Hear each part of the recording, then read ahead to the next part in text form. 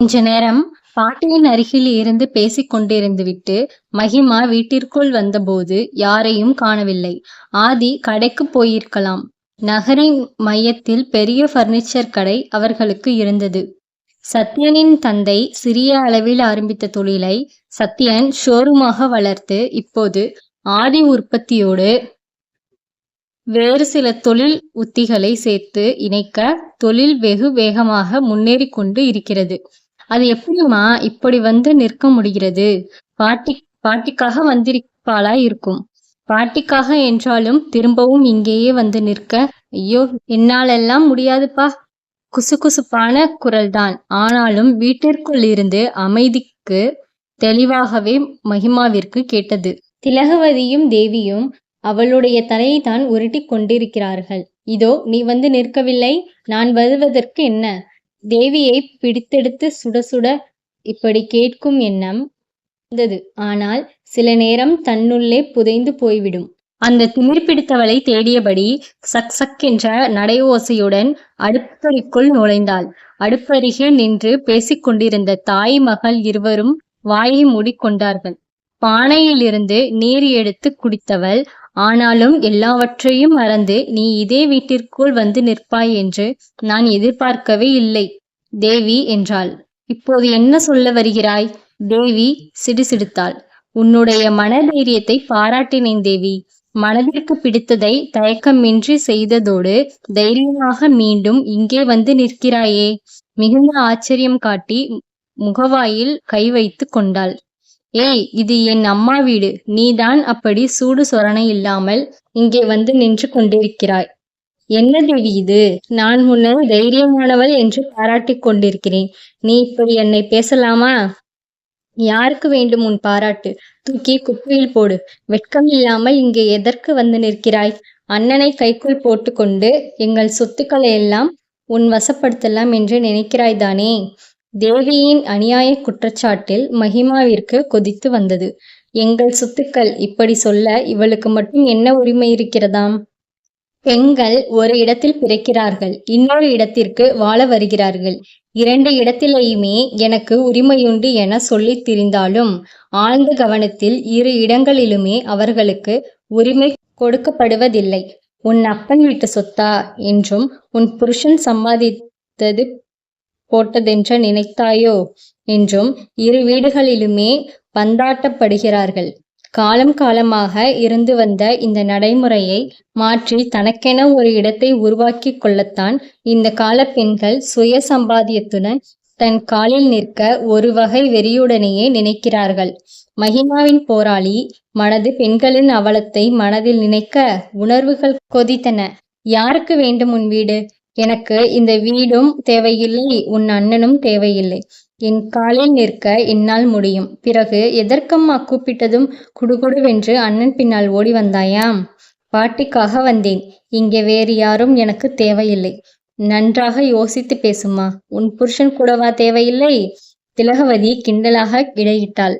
வேண்டாம், எனக்கு உங்கள் சொத்துக்களும் வேண்டாம், என் புருஷனும் வேண்டாம். உங்கள் சொத்துக்களையும் பிடிக்கவில்லை, புருஷனையும் பிடிக்கவில்லை. பிடிக்காதவற்றை தேடி போகும் பழக்கம் எனக்கு கிடையாது.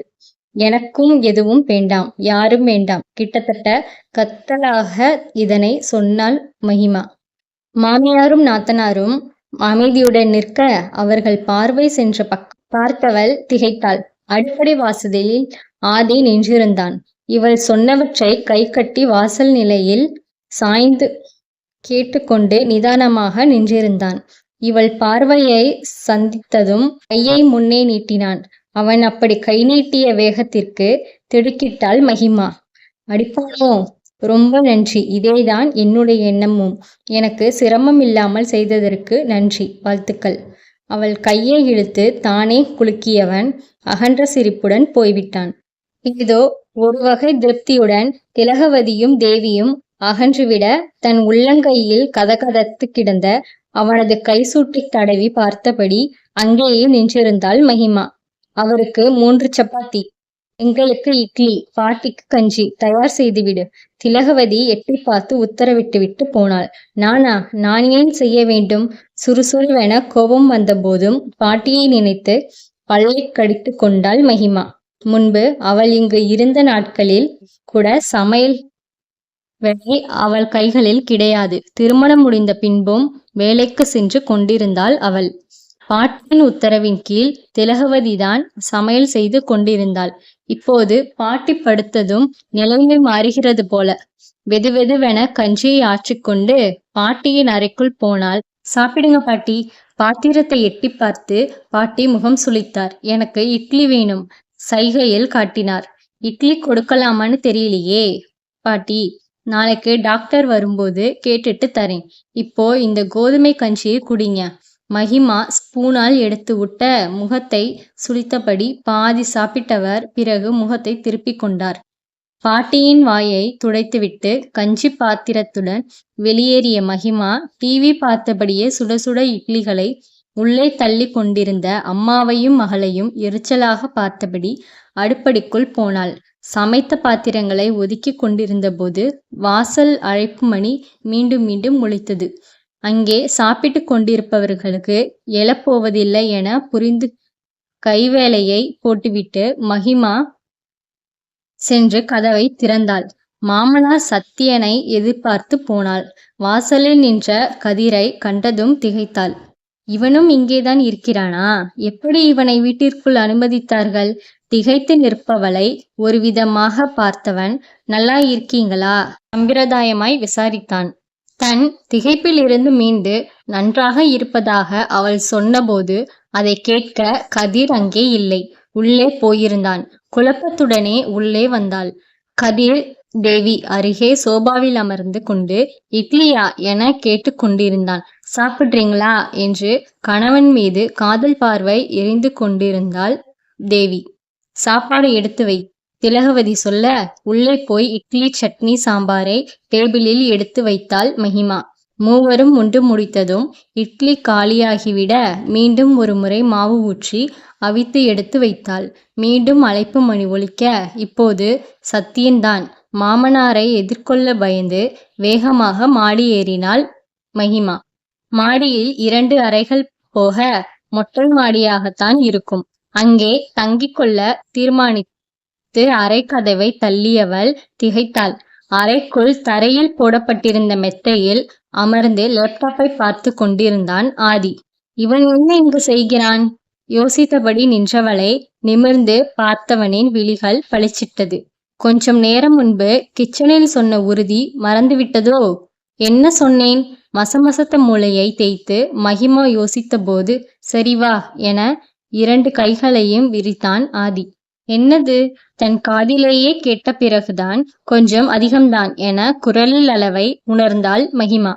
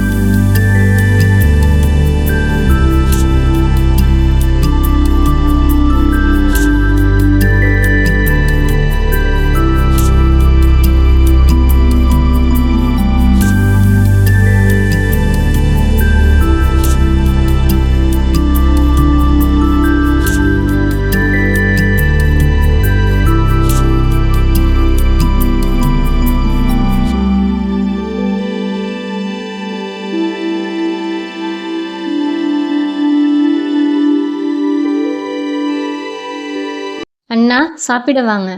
ஆதியின் பிடி தளர மகிமா நழுவி வந்து விட்டாள். தபதபவென படிகளில் இறங்கி வந்தவளை கீழிருந்து முறைத்து பார்த்தாள் தேவி. மாடியில் உனக்கென்ன வேலை? மகிமா திருதிருத்து நின்றபோது என்னை சாப்பிட கூப்பிட வந்தாள் என்றபடி வந்தான் ஆதி. இருவரையும் ஒரு மாதிரி பார்த்தபடி நகர்ந்தாள் தேவி. அனைவரும் சாப்பிட்டு முடித்ததும் பாத்திரங்களை ஒதுக்கி போட்டுவிட்டு அடுப்படியை துடைத்து முடித்தவளுக்கு உடம்பெல்லாம் வலிப்பது போல் இருந்தது. அக்கடா என்று படுக்கலாம் என்றால் எங்கே படுப்பது? ஹாலில் டிவி ஓடிக்கொண்டிருக்க மகிமாவை பார்த்ததும் தேவி நான் படுக்கப் போகிறேன் என்று வேகமாக எழுந்தாள். ஒருவித வெற்றுக்குறியுடன் மகிமாவை பார்த்தபடி தன் கணவனுடன் பெட்ரூமிற்குள் போனாள். அந்த அறைதான் முன்பு மகிமாவும் ஆதியும் உபயோகித்த அறை. ஆக தங்கைக்கும் தங்கை கணவருக்கும் தியாக செம்மல் அண்ணன் தனது அறையை விட்டு கொடுத்துவிட்டு மாடியில் தரையில் படுத்து கிடக்கிறாராக்கும். மாடுக்குத்தானே வரப்போகிறாய்? கண்களால் கிண்டலாக கேட்டபடி அமர்ந்திருந்த ஆதி பார்வையிலிருந்து தப்பிக்க மீண்டும் அடுப்படிக்குள் நுழைந்து கொண்டாள். கீழே இருக்கும் 2 படுக்கை அறைகளில் மாமியார் ஒன்றும் நாத்தனார் ஒன்றும் எடுத்துக்கொண்டு விட மற்றொரு அறையில் பாட்டி படுத்திருக்கிறார். இப்போது இவள் படுக்க வேண்டுமென்றால் ஹால் சோபாவில்தான் படுத்து கொள்ள வேண்டும். அது எப்படி முடியும்? யோசனையோடு அடுப்பை துடைத்தபடி இருந்தவள் பின்னால் அரவம் கேட்டு திரும்பி பார்த்து விழித்தாள். சத்தியன் நின்றிருந்தார். தேவி வாய்விட்டு கேட்டதை இவர் வாய்க்குள்ளாகவே கேட்பதாக உணர்ந்தாள். என் வீட்டிற்குள் உனக்கென்ன வேலை? ஒரு வேகத்தில் தலையை உயர்த்தி கொண்டு நேரடியாக அவர் கண்களை சந்தித்தாள். சத்யனுக்கு அவள் முதலில் தனது அலுவலக அறைக்குள் வந்து நெஞ்சுதலாக நின்றது நினைவு வந்தது. GST ஃபைல் பண்ணும்போது தப்பும் தவறுமாக கணக்குகளை போட்டுவிட்டு அதற்கு மன்னிப்பு கேட்கவென வந்து நின்றாள். என் நண்பன் சொன்னதால்தான் வழக்கமாக பார்க்கும் ஆடிட்டரை விட்டு உங்களுக்கு வேலை கொடுத்தேன். இப்படி செய்தீர்கள் என்றால் எப்படி? நான் மீண்டும் பழைய ஆடிட்டரிடமே போய்விடப் போகிறேன் என்று மிரட்டினார். ஐயோ சார், அப்படி எதுவும் செய்து விடாதீர்கள். எங்கள் ஆடிட்டர் என்னை ஒரு வழி செய்து விடுவார். தப்பெல்லாம் என்மேல்தான். என்னை நம்பி வேலையை கொடுத்தார். நான் தான் சொதப்பி விட்டேன். இனி ஒரு முறை இப்படி தவறு நேராது. மன்னித்துக் கொள்ளுங்கள். கருவண்டாய் விழிகள் அங்கும் இங்கும் அலைப்பாய செப்புவாய் திறந்து மன்னிப்பு வேண்டி கொண்டிருந்த அச்சிறு பெண்ணை அதற்கு மேலும் திட்டுவதற்கு அன்று சத்யனுக்கு மனம் வரவில்லை. சரி சரி போ, இனி ஒரு முறை இந்த தவறு நடக்கக்கூடாது. உடனே கலக்கம் போய் புத்தொளி வீசின அந்த கண்கள். ரொம்ப நன்றி சார். உற்சாகத்தோடு திரும்பியவளை இந்த ஜூஸை குடித்துவிட்டு போங்க என்றான் அதே அறையில் ஓரமாக வேறு ஒரு மேஜையில் அமர்ந்திருந்த ஆதி. Thanks sir. பேசி பேசி தொண்டை காய்ந்து விட்டது. மடமடவென்று குடித்தவள் மீண்டும் நன்றி கூறி வெளியேறினாள். ரொம்ப வெகுளி பெண் போல் இருக்கிறாள்பா. எங்கே இவள் ஆடிட்டரை விட்டு விடுவீர்களோ என்று நினைத்தேன்.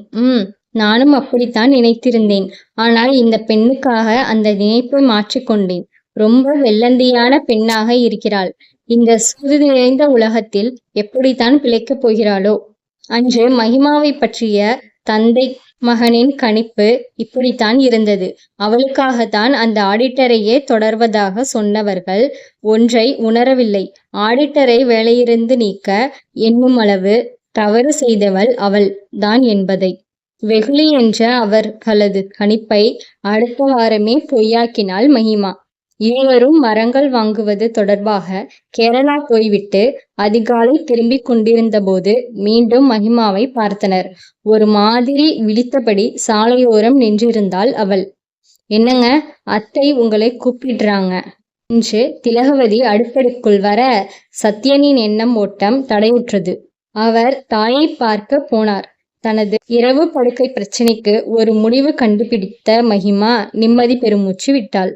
பாட்டி, நான் இங்கே உங்களுடன் படுத்து கொள்ளப் போகிறேன். கையில் பாயும் தலையணையுமாக அறைக்குள் வந்த மகிமாவை திகைப்பாய் பார்த்தார் பாட்டி. மகிமா. சத்யன் தனது தாயிடம் பேசிவிட்டு வெளியேறும் வரை காத்திருந்தவள் தனது படுக்கையை பாட்டியின் அறையில் அவர் அருகே வைத்து கொள்ள முடிவெடுத்து வந்திருந்தாள். பாட்டி ஜாடையாக வேண்டாம், நீ போய் மாடியில் படுத்துக்கொள் என்றார். இல்லை பாட்டி, உடம்பு சரியில்லாதவர் நீங்கள். உங்கள் பக்கத்தில் படுத்தால் உங்களை கவனிக்க வசதியாக இருக்கும். பாயை உதறி பாட்டியின் கட்டில் அருகே இருக்கும் சிறிய இடத்தில் விரித்தவள் விளக்கை அணைத்துவிட்டு தலையணையை போட்டுக்கொண்டு படுத்துவிட்டாள். நைட்டு பாத்ரூம் போகணும்னா எழுப்புங்க பாட்டி என்றபடி கண்களை மூடினாள். உடன் ஆதி அவளை ஆற தழுவி முத்தமிட படக்கென திறந்து கொண்டாள் விழிகளை. என்ன கன்றாவி நினைப்பு இது! தன்னைத்தானே வைத்தபடி மீண்டும் வெளி சொருக தொடங்கியவள் திடுமென எதிரே நின்றவனை கண்டு திக்கிட்டாள். இவன் என்ன தூக்கத்திலும் விழிப்பிலும் பின்னாலேயே சுற்றி கொண்டு வருவானா? விழி விரித்து பார்க்க ஆதி நிஜமாகவே எதிரி நின்றிருந்தான். தரையில் படுத்திருந்த நிலையில் அவளுக்கு எதிரே இடுப்பில் கை வைத்து நின்றிருந்தவன் விஸ்வரூப சிவனைப் போல் பிரம்மாண்டமாக தெரிய தொண்டை காய திகிலுடன் அவனை பார்த்திருந்தாள். பாட்டி தூங்கிட்டாங்களா? மெல்லிய குரலில் அவன் கேட்க, என்னடாப்பா முழிச்சுதான் இருக்கேன். சட்டென தனது விரைப்பை குறைத்து உடலை குலைத்து பாட்டியின் அருகே கட்டிலில் அமர்ந்தான் அவன். உங்களை பார்க்கலாம் என்றுதான் வந்தேன் பாட்டி. உடம்பு எப்படி இருக்கிறது? அக்கறையாய் விசாரித்தான். பகலெல்லாம் எங்கே போனாயாம்? பாட்டி கையாட்டி கேட்க, பகல் முழுவதும் எனக்கு வேலை இருக்கிறது பாட்டி. நான் பிசினஸ்மேன் தெரியுமா? காலரை உயர்த்தி விட்டு கொண்டவனின் கன்னத்தில் இடித்தார் பாட்டி. பாட்டி பேரனின் சம்பாசனையில் வெறுத்து போனாள் மகிமா. சரியான கழுத்தறுப்புகள். மறுபக்கம் திரும்பி ஒரு கழித்து படுத்தாள். காலில் ஏதோ ஊறுவது போல் தோன்ற இலியோ பள்ளியோ என பயந்து எக்கி காலை பார்த்தாள். ஆதிதான் கட்டிலில் உட்கார்ந்து கொண்டு பாட்டியுடன் பேசியபடி தனது காலால் அவள் காலை வருடியபடி இருந்தான். வெடுக்கென தன் காலை மடித்து கொண்டாள். அவன் விடாது காலை நீட்டி தொடர்ந்தான். வேகமாக எழுந்து அமர்ந்தவள் பட்டென கையால் அவன் காலில் அடித்தாள். பாட்டி தலை தூக்கி பார்க்க, ஒன்றுமில்லை பாட்டி, திருட்டு பூனை ஒன்று என்னை சீண்டிக் கொண்டே இருக்கிறது என்றாள். பூனைக்கு கொஞ்சம் பால் ஊற்றி வை, பாட்டி சொல்ல ஆதி சிரித்து விட்டான். திருட்டு பூனைக்கெல்லாம் பால் வைத்தால் நமக்கு கட்டுப்படியாகாது பாட்டி. இதற்கு சுட்டுக்கோளால் சூடு போடணும். ஆதி சட்டென எழுந்து கொண்டான். காட்டு பூனையை வீட்டு பூனையாக்கும் வித்தை எல்லோருக்கும் வருவதில்லை பாட்டி. நான் வரேன், நீங்க தூங்குங்க. மீண்டும் படுத்து கொண்ட மகிமாவிற்குள் படி போனானே என்ற விடுபடலை விட கோபித்து கொண்டு போகிறானோ என்று தவிப்புதான் அதிகம் இருந்தது. கண்மூடி தூங்க முயற்சித்தவள் திடீரென்று தான் அதனை உணர்ந்தாள். பாட்டி மெல்ல அழைத்தாள். பாட்டியிடமிருந்து சத்தம் வரவில்லை. தூங்கிவிட்டார்கள் போலும். தானும் கண்களை மூடி தூங்க முயற்சித்தாள். மறுநாள் காலையும் வீட்டின் சமையல் வேலைகள் தோணாமல் மகிமா பக்கம் தள்ளிவிடப்பட்டன. நான் ஆபீஸ்க்கு போக வேண்டும் எரிச்சலாய் சொன்னாள். 10 நாட்களுக்கு லீவு போட்டுவிடு ஆதி சொல்ல முறைத்தாள். அப்படியெல்லாம் உடனே லீவ் போட முடியாது. உன் ஆபீஸில் நான் பேசிக்கொள்கிறேன். உன் லீவ் என் பொறுப்பு. பாட்டிக்காகத்தான் வந்தேன். உங்கள் வீட்டினருக்கு சமைத்து போடுவதற்கு வரவில்லை. பின்பக்கம் கை கழுவ வந்தவனிடம் பல்லை கடித்தாள் மகிமா. பாட்டிக்காகத்தான் இதையும் செய்ய சொல்கிறேன். லீவ் போடு அதிகாரம் காட்டினான். முடியாது. அவனது அதிகாரத்திற்கு பதிலாக கை நீட்டி குரல் உயர்த்தினாள். தன் முன் நீண்ட கையை பற்றி மடக்கினான். கை நீட்டி பேசாதே. அப்படித்தான் பேசுவேன். மீண்டும் அவன் முன் விரலாட்டினாள். கடிச்சிடுவேன். தன் முகத்தின் முன் அங்கும் இங்கும் அலைந்த விரலை பார்த்தபடி சொன்னான். அது என்ன எப்போதும் டி? வீட்டிற்குள் சமையல் செய்து கொண்டு கிட வேலைக்கு போகாதே. இது போன்ற ஆணாதிக்கத்திற்கெல்லாம் நான் அடிப்பணிய உணர்ச்சி வசப்பட்டு பேசிக்கொண்டே போனவள் அப்படியே நிறுத்தினாள். முன் அலைந்து கொண்டிருந்த விரலை வாயில் கவ்வியிருந்தான் அவன். இப்போ பேசு. வாயில் விரலோடு கிளறலாய் சொன்னான். விரலை விடு. காரசாரமாய் கோபத்தோடு சொல்லை நினைத்தவளின் குரல் எதற்காகவோ குழைந்து சினுங்கியது. சினுக்கமாய் அவள் சொன்ன டாவிற்கு அவனுக்கு கோபம் வரவே இல்லை. நான் சொன்னால் காரணம் இருக்கும். சொல்வதை கேள். மீண்டும் அவன் வலியுறுத்த அவன் வாயிலிருந்து விரலை உருவிக்கொண்டு வரவழைத்து கொண்ட கோபத்துடன் உள்ளே போனாள் மகிமா. ஆண்கள் இருவரும் வேலைக்கு சென்ற பிறகும் நடுவிற்கு உட்கார்ந்து கொண்டு காலாட்டி கொண்டிருந்த கதிரை பார்த்து பற்றி கொண்டு வந்தது மகிமாவிற்கு. சமையல் வேலைகளை முடித்துவிட்டேன். அம்மா வீடு வரை போய் வருகிறேன். திலகவதிக்கு தகவல் சொல்லிவிட்டு கிளம்பிவிட்டாள். மாமியாருக்கு கொஞ்சமாவது மரியாதை தருகிறாளா பார். திலகவதியின் பேச்சு காதில் விழுந்தும் அலட்சியப்படுத்தி தெருமுனைக்கு வந்து ஆட்டோ பிடித்தாள். வாசலில் வந்து நின்ற மகிமாவை பார்த்து முதலில் திகைத்து பின்பு விழிவிரித்தாள் சுகந்தா. மகி, வந்துவிட்டாயா? வா வா, இப்போதுதான் குழந்தையிடம் சீக்கிரமே அத்தை வந்து விடுவாள் என்று சொல்லிக் கொண்டிருந்தேன். நீயும் வந்து நிற்கிறாய். ரொம்பவும் டயர்டாய் தெரிகிறாயே. உட்கார், காப்பி தருகிறேன். பிறந்த வீட்டு உபச்சாரம் என்பது இதுதானா? மனதிற்குள் நினைத்தபடி இந்த சுகத்தை இழக்க விரும்பாமல் சோபாவில் அமர்ந்து கொண்டாள் மகிமா. 5 நிமிடங்களில் காப்பியுடன் வந்த சுகந்தா அவள் அருகே அமர்ந்து கொண்டு மெல்ல கேட்டாள். திரும்பவும் விரட்டு விட்டுட்டாங்களா? காஃபி நுனி நாக்கை சுட்டுவிட ஆவலான விழிகளுடன் அருகில் அமர்ந்திருந்தவளை வெறித்தாள் மகிமா. தொடரும். தேங்க்ஸ் ஃபார் வாட்சிங். Please subscribe our channel.